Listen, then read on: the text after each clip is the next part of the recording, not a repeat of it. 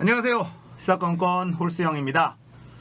자, 이번에 다뤄볼 이야기는 이재명 도지사 국정감사 이야기입니다. 속 시원한 답변으로 진짜 짜증난 일만 가득한 요즘 그나마 위안을 주고 있는 분이다, 이런 생각이 듭니다.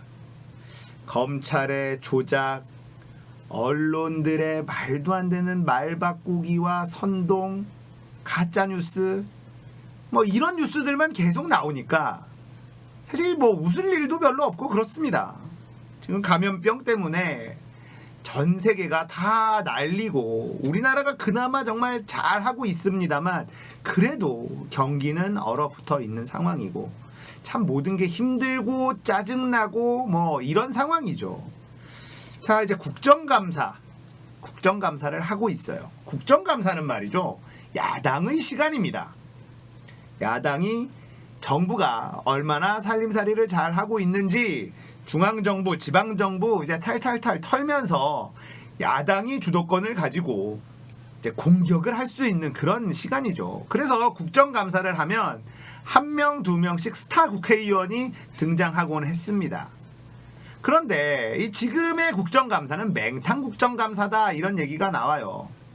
국민의 짐, 너무 인물이 없고요. 뭐 공격할 만한 건수도 사실 딱히 없기 때문에 국감이 많은 국민들에게 관심을 받기가 어려워요. 그런데 지금 국감에서 누가 좀 떠오르고 있냐면 김진애 의원 떠오르고 있죠. 속 시원하게 국민들이 참 해줬으면 하는 질문들, 이런 것들 팡팡 잘 해주고 있고, 이재명 도지사가 또 속 시원한 답변을 통해서 국민들을 좀 즐겁게 해주고 있는 것 같습니다.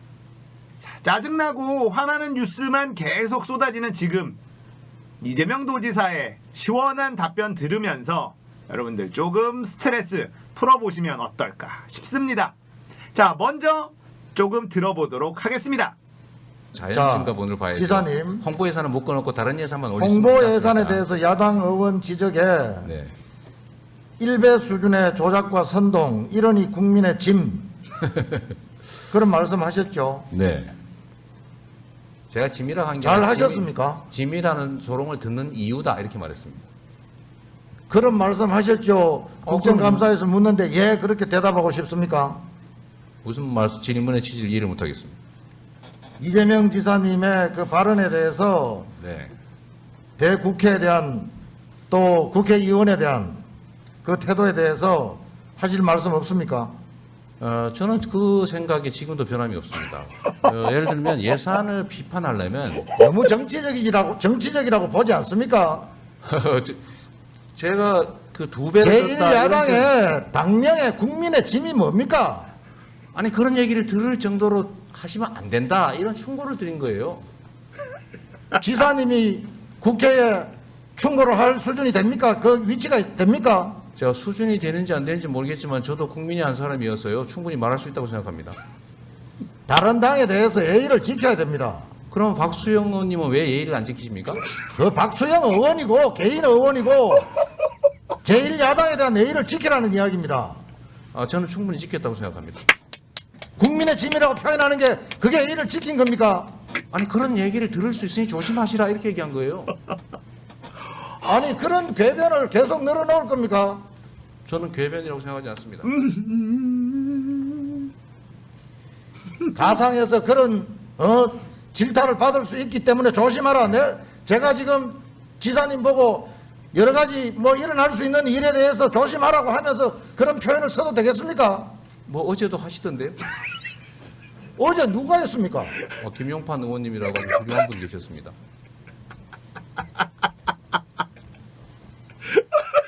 큰 일을 하실 분이고 큰 뜻을 가지신 분이라면은 전체 국민을 생각하고 자기가 소속되는 특정 정당이나 특정인들만 지사님 생각하시면 안 됩니다.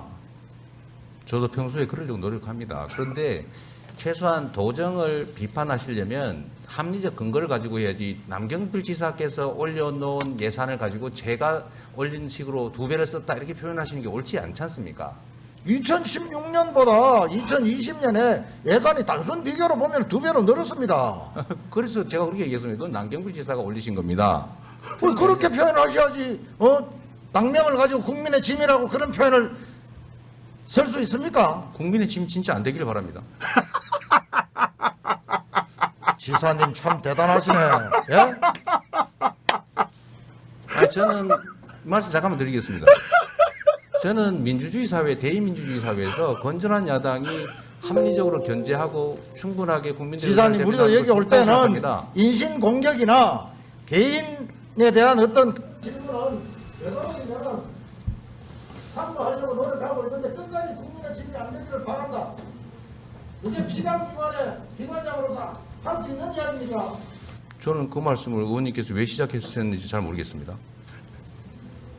어제 지사님 그런 이야기를 하셨기 때문에 이야기한 거 아닙니까? 그 부분에 대해서 최소한의 해명이나 또 뭐 그런 부분에 대해서 하실 말씀이 없는가를 질문 드리는 겁니다. 그래서 말씀드렸습니다.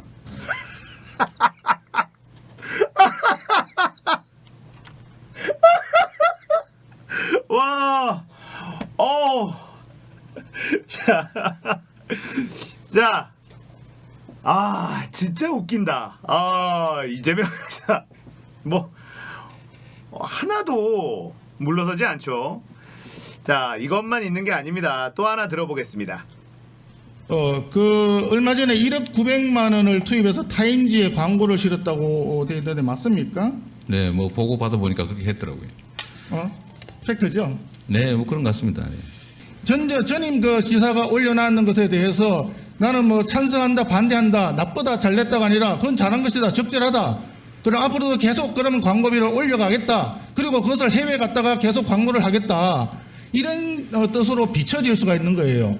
이번 지사님이 질문은 좀 낫죠? 과연 그렇게 광고하는 것이 적절하다고 도민들이 생각하겠습니까? 네, 대답해도 되겠습니까? 짧게. 네, 알겠습니다. 두 번째는 해외 광고 왜 했냐라고 하시는데 이게 이제 국제 행사이기 때문에 기본소득 박람회는 또 전 세계인들이 관심도 높고 해서 저희가 홍보했다는 말씀드리고요. 세 번째로 왜 홍보하느냐 안 해도 되는데라고 말씀하신다면 제가 그거는 뭐 정치적 또는 정책적 판단의 문제니까 다른 말씀은 안 드리겠습니다만은 최저임금 말씀하셨잖아요. 제가 이 말씀으로 그냥 대답을 가름하도록 하겠습니다. 4대강 공사하느라고 22조 날렸는데요. 자원 얘기하느라고 엄청나게 돈 버렸고요. 근데 그걸로 하면 훨씬 더 많다는 말씀으로 대체하겠습니다. 4대강 사업은 그래도 4대강을 만들어가고 저는 완벽한 낭비였다고 생각합니다.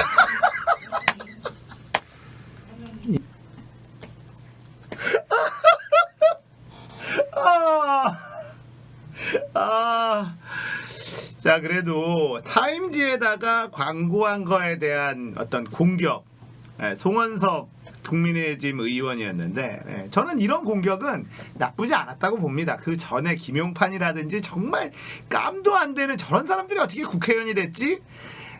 이런 사람들의 질의보다는 그래도 충분히 의미 있는 그런 비판이었고 지적이었다고 생각을 해요. 그런데 마지막에 이재명 도지사의 저 한마디, 4대강에 22조 자원외교로 엄청난 돈을 날렸다, 이 얘기와 완벽한 낭비였다고 생각한다라고 확실하게 못을 박는 저 태도가 좀 속이 시원했다. 물론 저도 굳이 미국의 타임즈에다가 1억 넘는 돈으로 홍보를 했어야 되나 뭐 이런 생각이 들기는 해요. 네, 뭐 그런 부분들보다 저 끝부분에 저 멘트 때문에 이 질의를 여러분들과 한번 공유해봤습니다. 자, 이재명 도지사를 키워주는 것 같죠? 국민의 짐에서 이재명 도지사를 더 키워주는 것 같습니다. 이재명 도지사가 진짜 여유가 많이 생겼구나. 계속 웃어요. 뭔가 공격을 하는데 허허허 이렇게 웃습니다. 그리고 여유 있게 대응을 하고 있고, 문제는요, 본인이 하고 싶은 말을 절대 무르지 않아요. 저는 지금도 그렇게 생각합니다. 공격을 하든 말든 내가 옳다고 생각하는 것에는 물러서지 않는다. 확실히 추미애 장관님하고 이재명 도지사 호불호가 갈린다. 그건 다른 말로 더 선명하다. 지금 이낙연 대표가 지지율이 떨어지는 이유는 저는 선명함이 부족하기 때문이다. 이런 생각이 들어요. 이낙연 대표가 하는 말을 보면 무슨 말인지 잘 모르겠어. 점잖은 표현을 씁니다. 애둘러 표현을 합니다. 비유를 많이 쓰고요. 그래서 불호가 없는지 모르겠으나 저 사람이 생각하는 게 과연 무엇일까? 좀 더 파고들고 해석을 해야 되기 때문에 지지율이 조금 빠지고 있다라고 생각을 해요. 근데 이낙연 대표가 하는 이야기가 뭐 두루뭉실하거나 꼭 그렇지는 않습니다. 해석을 해보면 굉장히 선명한데 이재명 도지사나 추미애 장관은요, 해석을 할 필요가 없어요. 직선이거든요. 표현이 직선이기 때문에 바로 와닿죠. 그러니까 우리가 들었을 때 속이 좀 시원한 느낌이 드는 거예요.